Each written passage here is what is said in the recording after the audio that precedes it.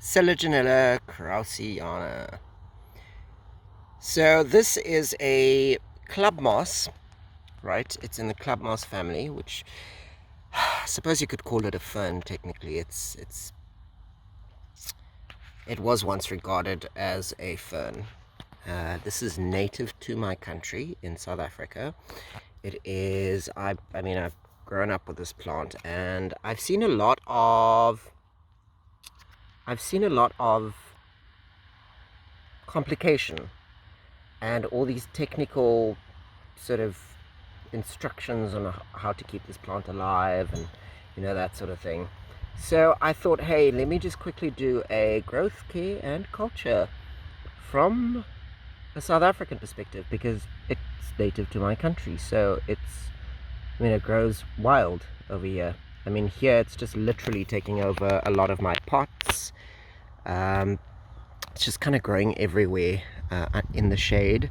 It does get late afternoon sun. Now, kraussiana,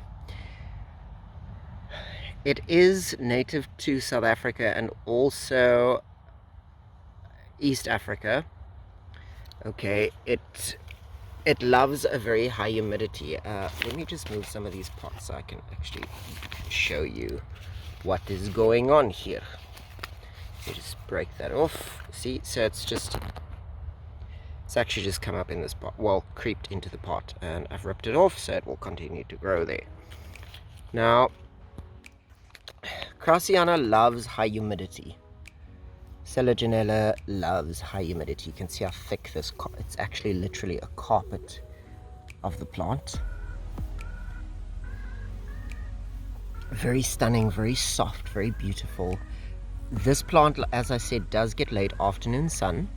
I have actually seen it growing in a position where it does get a reasonable amount of sunlight, despite all of the instructions and care culture and stuff saying that you should not give it sunlight.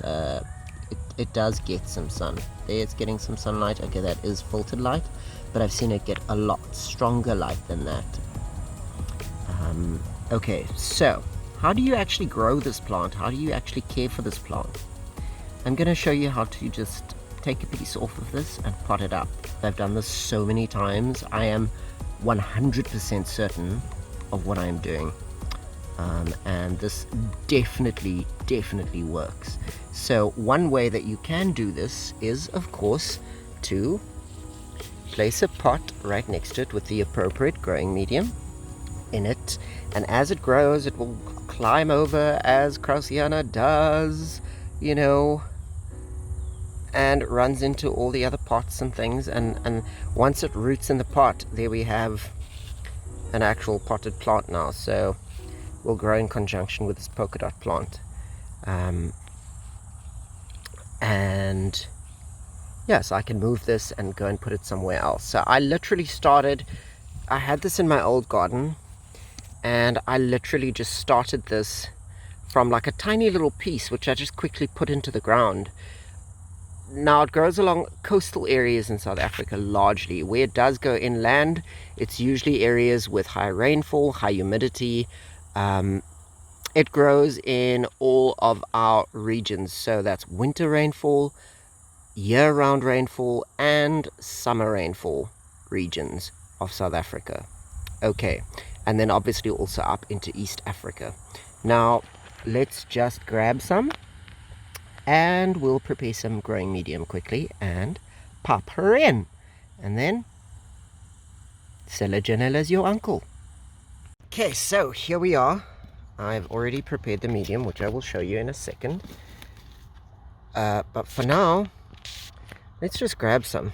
So I'm literally just going to, you can see that on the edge, it usually isn't rooted. It roots as it advances. So it will grow. If I don't put these pots back in these open spaces, you can see that where the pots were standing, they'll literally just slowly collapse, and then, or there'll be new growth coming out from the understory of this carpet of Selaginella. And essentially it will just close up. You can see all the little roots right there, just kind of dangling down, right? Now, I will back up and show you where exactly this plant is growing. So you can see it's literally just stuck under a little moonflower plant, and everywhere else it's got blazing sunlight everywhere. So this plant is literally just kind of sitting in an island of shade, surrounded by a lot of heat. Okay, now what I want to do is I'm going to take some from there at the base of this bird bath, right? I'm just going to grab some and break it off like so, and then I've got just a pot which I can just put it into in the meantime. And then I'm going to grab some with roots. So I'm literally just going to stick my hand into the ground and rip some off. Okay, like this. Okay, now let's go and pot these guys up. In this big bucket right here, I have got 3 pots which I've prepared, 12 centimeter pots. Okay, and I am going to pot them up so that you can see that the pots have been pre-moistened. They're standing in water, and the growing medium in it is a mixture of perlite, river sand, peat, and good compost. So you want to remember that this plant does love a free draining soil, so it does want quite a bit of nutrient rich soil, so in other words like humusy type soil, right? So essentially all you have to do is like replicate what a forest would produce as its topsoil, and then you'd be good to go. Otherwise you can just use this same mixture. I'll put it up on screen how I mixed it. Okay, cool.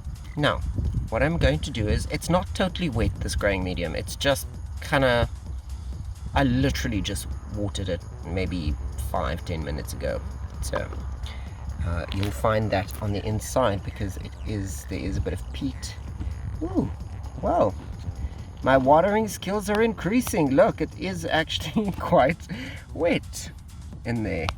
Yeah, which is nice. Must be the river sand that is aiding this even distribution of moisture. Yes, okay, let's put it in. So literally all I'm going to do is I'm just going to stick some into the pot, okay, force it down, like pinch a part of it basically into the pot. Then I'm going to repeat this for all 3 pots. Okay, so I took the pot with, this is the pot with sand, which you saw I collected with some soil. It usually just grows in like sand. Other than that, you'd find it in the forest where it really grows like in really cool soil. But yeah, that's pretty much it. I'll top that up with some more medium. In the meantime, let's do the other 2. Now what you'll notice here is with the part that was not rooted, I took this out, and you can, like, if you look at it, you can kind of see which side is up and which side's down, right? So you'll see all the little roots at the bottom. So essentially I'm going to just open up the soil a little bit in this pot, okay, and then I'm just gonna put it over the surface like that. Excuse me. Okay, and then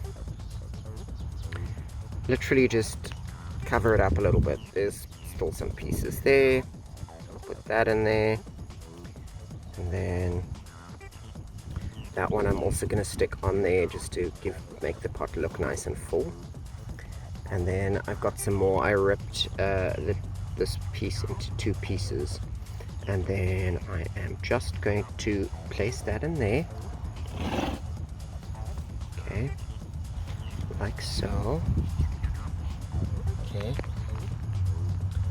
and maybe I need another pot just to get some, you know, maximize the plant. Okay, so that's that. I've actually still got some more here, like from what I've taken. You can see the roots right there. So I think I'm gonna get another pot, Side note, what I love to do is I like to just put a little bit of controlled release fertilizer in all of my pots with most of my plants. I just like doing that. Gives me luck, mental security. Okay, there we go. So I will give that some time to soak and then we'll water it again. Now, as I said, let's go put the others into the garden.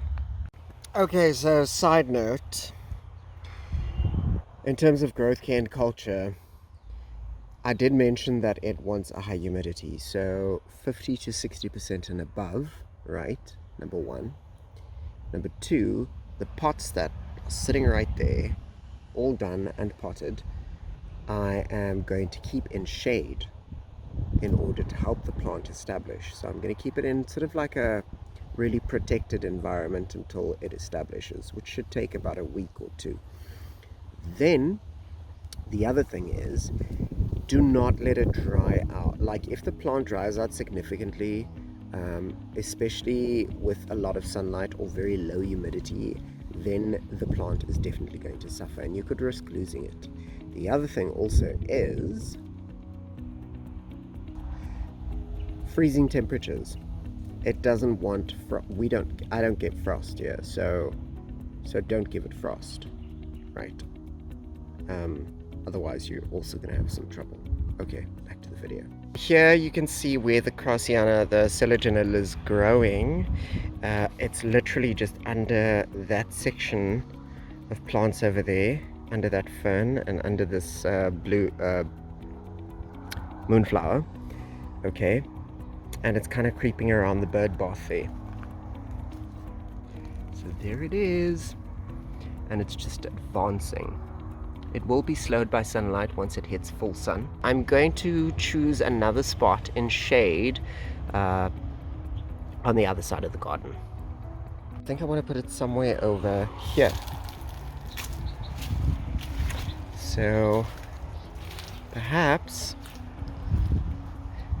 I don't want to put it on the dry side of the tree. I want to put it on the side where the rain generally is received. So let's go in here. I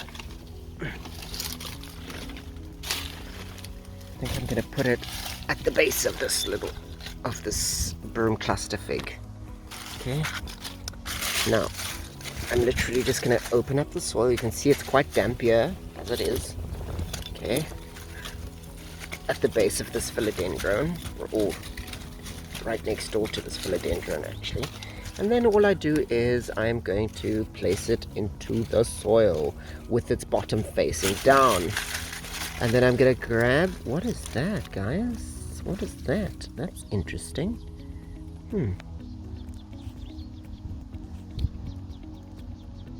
That's obviously some kind of little animal's eggs. They're very tiny. They're cute. Okay, I'm just going to keep them safe over there. Let's put them in there. And let's grab some soil.